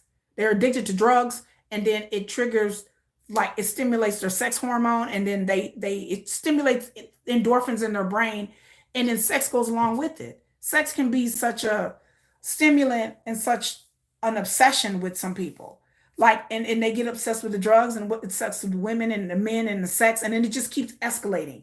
Like, it just starts out as normal sex, and then no, I gotta drug the women, and then no, I gotta have 2 women and 3 women, no, I gotta have a man and a woman, no, I need to have an orgy. Like, it just keeps escalating, like as time goes on. And usually that means that there's some sort of addiction issue besides just drugs. There's a sex addiction issue. And like I said, I'm not trying to diagnose, I'm just saying, you know. Yes, and then Fabulous Me Welcome says, I kind of feel there's an element of I pay for it, I can do anything I want with it, no strings attached. That's another thing. A lot of these people who are addicted to sex and drugs and this kind of lifestyle, they don't want attachments. They do not make good parents. I'm telling y'all right now, people who live this type of lifestyle do not make good spouses. They do not make good partners. They do not make good parents. And there's rumors about Diddy on all of those fronts, about him being a horrible boyfriend, a horrible husband. There's some skivvy stuff going around with his ex Kim Porter. She died mysteriously. She died young. He has kids. I feel bad for his children. His children are grown, but it doesn't mean that he is a bad father. I'm not saying that, but a lot of times the people living these lifestyles, they have a very sense of entitlement and selfishness, and the party don't stop just because they have kids and a wife and a girlfriend. They still partying, and then they'll try to recruit their girlfriends like, this is what I want to do. This is who I am. And so I wondered with J-Lo gonna write that book too one day, Yeah, a lot of people in the industry are selfish. The reason the race to the top is because it's all about them, and there's no room for anything else. Right. A lot of these people in the entertainment industry are egomaniacs, they're narcissists. They are some of the most selfish people you'll ever meet. Like I said, when people trying to expose the industry and the indie industry, I throw a side eye because if you're in this industry, it takes a certain type of personality to be successful in this industry, in my opinion. I would never be successful in the industry because I have too much heart. Like, I feel like I'm not going to exploit nobody. I don't want to hurt nobody. And people like me, we get chewed up and spit out. We don't make it in the industry. We don't have that drive and ambition. You got to be really ambitious, really driven, really confident on your level in some way. You have to have a really sense of self to be in the entertainment industry. And some of us don't have it. I don't have it. Top of the industry is like this. Yes. Even when it comes to the corporate world, even when it comes to CEOs in the corporate world, you have to have that level of grandiosity and self-importance. and also a high sense of self-preservation. Most people I know who are really successful are into self-preservation. It's them or nothing else. They will railroad their own mama if they have to. Their own kids if they have to. Most people, nothing will stop them. It doesn't matter if their children won't get in their way. Nobody will get in their way. So it's a very selfish industry. And like I said, Diddy has not been accused. I'll say it again. It's allegedly Diddy has not been charged with anything. He legally he has not been arrested for anything. But I'm just telling y'all, like, this is the mindset of the industry, and I'm not too shocked. And nothing that they do is wrong. Yeah, nothing. Or they know that they're doing wrong, but they feel like they're never going to get caught. That's how I felt with R. Kelly, that he felt like he never was going to get caught, that he can do whatever he want to do. Nobody's going to stop him. And I think the longer people get away with things, like I said earlier, the more they feel like, oh, ain't nobody going to do anything. Nobody's going to touch me. No one's going to hurt me. I can just do whatever I want to do. Who gonna check me, boo? Like, it's that attitude. And that's the attitude I don't like, because nobody should be above the law. Nobody should be above, you should be exploiting people and hurting people for your own, what? To get your jollies off? To get your rocks off? It's just all about, I just want sex. I just want sex. I get my jollies off, get my rocks off. It's about what I want. It's about what I need. It's about, you know, making myself feel good. And a lot of times, like I said, these people, they don't feel good about themselves deep down inside. They need to be stimulated with drugs and women and partying in order for them to really deal with themselves on a day-to-day basis. They need to be like knocked out somewhere. And then yeah, they need a lot of control and a lot of power, because they feel very inside, they feel very vulnerable. Or they were exposed to vulnerabilities as a kid. We don't know what kind of life Diddy is. I mean, I know about his background and how he grew up, but we really don't know. No, we don't know what a person has been through. So we really don't know. We don't know what kind of level of things that he may have been exposed to at a young age. Because, like I said, his daddy was in prison. His daddy was in prison. His family on his dad's side, they in and out of jail, drug addicts. So, you could have your parents, if your parents have a history of addiction and certain behaviors and certain psychopathy, then you may inherit it as well. And then how he was raised in New York and kind of raised on the streets, and his mama really seemed like the type that was out there on them streets, And like I said, I feel bad for that, because my mama was out. I tell you, my mama was that girl back in the day. My mama was that girl, y'all, back in the day. My mama and her two sisters were that girl. Tall, afro, brown skin, tube top, fit body, good looking. They hung around all kinds of famous dudes and went to all kinds of famous parties and did all kinds of drugs and drinking. My mother lived that kind of lifestyle. My mom and her sisters were the it girls back in the 80s, back in the late 70s, early 80s. They hung around. They went to all kinds of industry parties and all kinds of hotel rooms and all kinds. They were like groupies. They like hung around people in the industry, and so that was a lifestyle that they thought it was fun. And they were young. They were young though. My mom was out there. She was 18, 19 years old, hanging around, stars and singers and dancers and musicians, and following band. Like they were at clubs, and they were attractive and young. And so men would see them and be like, hey, and then knowing that my mom was one of three sisters and all three of them were very attractive. My mom and my aunt and my other aunt were very gorgeous. And I could see why men were very drawn to them. And they were very vivacious, and they had these personalities. And my mom had a real open, curious, fun, wild laugh and personality. And they were wild, and they liked that lifestyle. So, but I wasn't raised with my mother. My grandmother raised me, thank God. So I didn't get to experience growing up as a kid while your parents are out ripping and running the streets and doing drinking and doing drugs. I was never exposed to none of that, thank goodness, because my grandmother raised me. But I could just imagine having a parent like that and growing up like that, and how fast you grow up when Diddy, it just seems like his mother was the type that was kind of like, in that type of lifestyle. And his dad, for sure, I believe dealt drugs and was a pimp, and he was in prison. He never really knew his dad, and I'm sure that his dad lived in his dad's side of the family. He didn't know much about his dad's side of the family, and there's that disconnect there. And so, it's just a lot. It's a lot. So it's a lot to be kind of like raising yourself on the streets in New York, and then you grow up and go to college, and then you meet all these people in the industry that are telling you you can do anything you want to women. You can do whatever you want as long as you got money.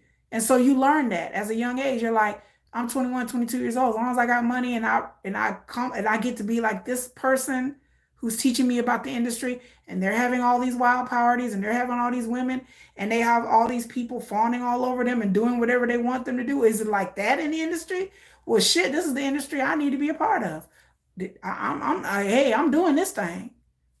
Because like I said, everybody learns it from somewhere. You don't just wake up and decide to roofie women and have orgy sex parties. You know, same thing with me. Like I didn't hang out with swingers because I woke up one day going, you know what? I need to go hang with swingers. Like I had somebody introduce me to that lifestyle. I had a dude that I was a friend with that was gay that was like, come with me. I'll show you what goes on in these sex clubs. And I was like, okay. And I was curious. And I was like, this is what goes on. So, you don't go down the kink rabbit hole without somebody introducing you to the lifestyle. Somebody's going to come to you and be like, let's go to a BDSM club. And you have a choice. Yes or no. And so when you say yes, you're like, okay. And you may see it, you may not like it, but then you see it and you might like it. You may be like, I like the leather whip. That seems like an interesting look. She's wearing all leather. She's in a ball gag. I like that. So you don't know what you might be exposed to that you never thought in a million years that it would be something that you would be interested in or do. But then somebody exposes you to something and you're like, well, I never really thought about it. Because like I said, nobody just wakes up one day and decides to have sex parties and drug-filled orgies. Like nobody chooses. No one's sitting around going, I'm sure there's some people who are probably sitting around at an early age going, orgies. But, I mean, there's some people who are sadists. But for most people, it's something that somebody's taking you to a party and saying, this is how we do things. And then you go to another party and they're doing the same thing. And another party and doing the same thing. And next thing you know, you're surrounding yourself with people who are all doing the same shit. And then therefore it becomes normal. Like, this is normal because everybody else is doing it. That's how things start. So one day I'm going to do a whole video about my introduction and my down the rabbit hole in the kink community and the things that I've learned and why I'm so cautious with my children and why I don't trust people, period, when it comes to sexually damaging and illegal things. That the things that I've seen and I've heard and I've been on the dark web and that would make your blood curl. Like, I've had people let down their guard and told me things that I'm just like, and I don't know these people, like they're not friends or family members, just people on the internet I've talked to. You'd be amazed as a woman. Like as a man, it's a little more guarded. But as a woman, when you enter the kink community, men for some reason let down their guard. Because, for the most part, the kink community, a lot of it is male dominated. A lot of it is a lot of men. When you're talking about BDSM and sadism and you're talking about swinging, the wives kind of go along with it sometimes. The men are really into threesomes and cuckolding and one guy and two or three girls. These are very male driven type of kink. And so when you're a female and they trust you and you get a rapport with people and their guard drop, they tell you all kinds of things. They tell you all kinds of things that they into that it'll shock you. It'll shock you to your core. And then you're like, well, maybe that's just that person. And then you go on to another kink group. You get in some of these kink groups online, and then you just go in there and observe and see what the men are talking about. And you will be shocked. You will lose I lost my sanity for a while. I lost my faith in all humanity on the dark web and 4chan. I lost my faith in humanity. And in men. I'm very suspicious of men. Because again, I've talked to men of all backgrounds, all countries, all different walks of life, rich men, teachers, lawyers, and the things that I've heard from some of these men, it would make your blood boil. You would be shocked. You would be like, wait a minute, what now? You're taking pictures of your daughter doing what? You know, and I understand your daughter is grown, but what? What you did what now? What? What? You know, you're into what now? You know, like, and I don't say that, but I'll be thinking it. But you would be amazed at the things that people have told me. So I'm gonna do a whole video about the kink community and my years of going down the dark web rabbit hole and the things that I have learned and my shock and my horror of the level of disgust that people's sexual kinks are. Like, it's disgusting. It's, you know, we're talking about things with animals, and I mean, disgusting. I mean, I've seen and heard some real weird shit that I'm like, I can't unsee, that I scrub from my mind. But anyway, y'all, that's all I had to say. I think everybody's been here. Make sure you thumbs up, like, comment on the video. What have you heard about this case?